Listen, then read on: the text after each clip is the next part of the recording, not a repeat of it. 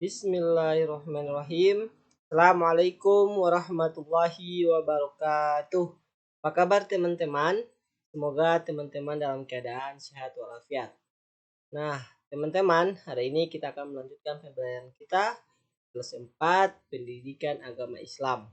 Namun sebelum kita melanjutkan pembelajaran kita pada hari ini, maka marilah kita berdoa. Berdoa dimulai. Bismillahirrahmanirrahim. Rabbi jidni ilman warzuqni fahman.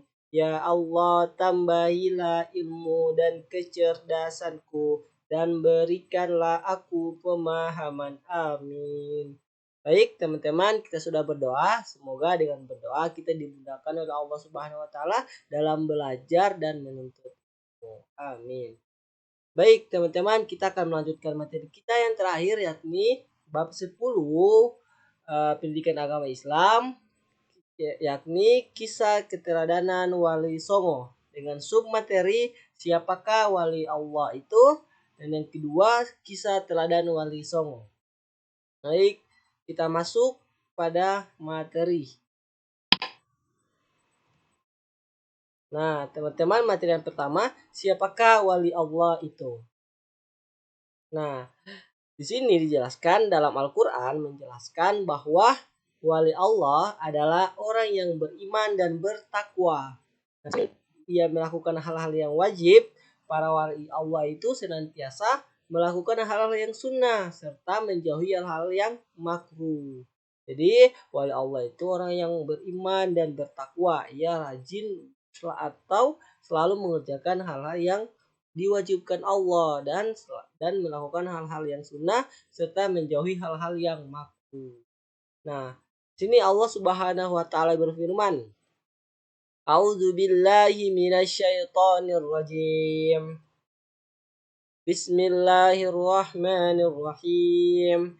Ala inna awliya Allahi la khaufun alaihim wa la hum yahzanun. Alladzina amanu wa kanu yattaqun. Sadaqallahul azim. Artinya, ingatlah wali-wali Allah itu tidak ada rasa takut pada mereka dan mereka tidak bersedih hati, yaitu orang-orang yang beriman dan senantiasa bertakwa.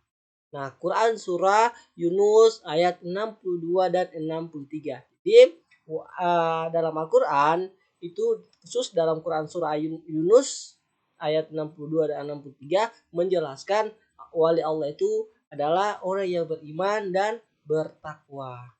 Oke.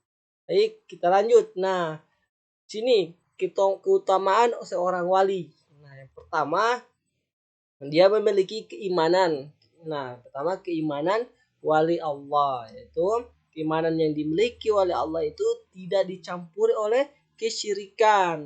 Nah, jadi syirik itu maksudnya kesyirikan itu maksudnya adalah menyekutukan Allah atau menyembah kepada selain Allah.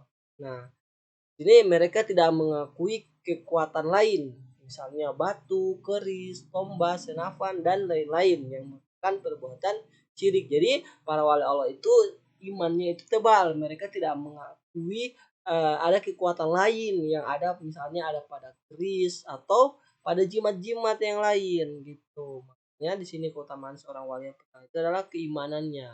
Oke, yang lanjut.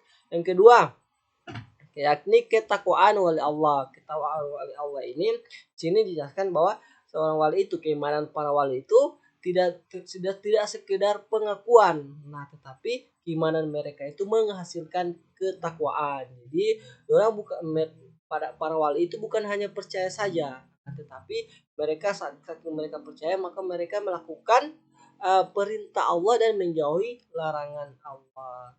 Nah, sini mereka melakukan apa yang diperintah oleh Allah dan menjauhi apa yang dilarangnya. Mereka tidak hanya melakukan hal-hal yang diwajibkan agama, tetapi juga menjalankan amal-amalan sunnah yang dilakukan oleh Nabi SAW. Nah, sini mereka menghindari perkara yang makruh dan menjauhi perkara yang diharamkan Allah. Nah, hari ini kita akan melanjutkan pengertian dari seorang wali songo. Nah, wali songo itu di dalam bahasa Jawanya. Nah, wali itu Artinya tadi sudah teman-teman sudah tahu bahwa orang yang memiliki keimanan dan ketakwaan. Nah, kalau songo ini di dalam bahasa Jawa artinya 9. Jadi wali songo itu artinya wali 9. Nah, wali 9 yang dimaksudkan apa? Yakni wali yang berada di Nusantara. Nah, khususnya di Jawa. Nah, ini kita akan belajar tentang Wali Songo. Nah, siapakah Wali Songo yang ada di Nusantara? Artinya siapakah wali yang menyebarkan agama Islam di Indonesia atau di Nusantara? Khususnya dimulai dari Pulau Jawa. Nah, kita lanjut. Nah, di sini kita keteladanan Wali Songo. Nah, ini yang pertama ini ada Sunan yang namanya Sunan Gresik. Nah, atau nama panjangnya Maulana Malik Ibrahim. Nah, ia mengajarkan semangat berdakwah kepada rakyat jelata dan mengajarkan keterampilan hidup, misalnya bercocok tanam. Jadi, wali yang pertama itu adalah Sunan Gresik. Kedua, ini ada Sunan Ampel, namanya Raden Rahmat. Ia mengajarkan Islam sebagai ajaran budi pekerti yang mulia dan falsafah molimo. Nah, falsafah molimo ini nanti kita akan bahas di pembahasan selanjutnya, insya Allah. Lanjut, yang ketiga ini ada Sunan Bonang. Nah, Sunan Bonang ini nama lengkapnya ini ada Makhdum Ibrahim. Nah, ia mengajarkan sikap bijak dalam berdakwah dengan ikut berkesenian bersama rakyat. Nah, lanjut yang keempat ini ada Sunan Derajat. Nah, memberikan keteladanan sikap-sikap terpuji dalam berdakwah. Nah, selain itu beliau juga ikut berkesenian bersama rakyat. Nah, di sini juga lanjut ada yang kelima ini ada Sunan Kudus. Nah, selain berdakwah, Sunan Kudus ini juga memperhatikan penggunaan teknologi arsitektur yang ada. Jadi termasuk pembangunan masjid di Menara Kudus. Nah, lanjut. Nah, yang keenam ini ada Sunan Giri. Nah, Sunan Giri ini mengajarkan semangat dakwahnya yang tinggi. Selain itu, beliau menciptakan tembang Islami untuk dalam anak-anak. Nah, yang ketujuh ini ada Sunan Kalijaga. Nah, Sunan Kalijaga ini namanya ini Raden Said.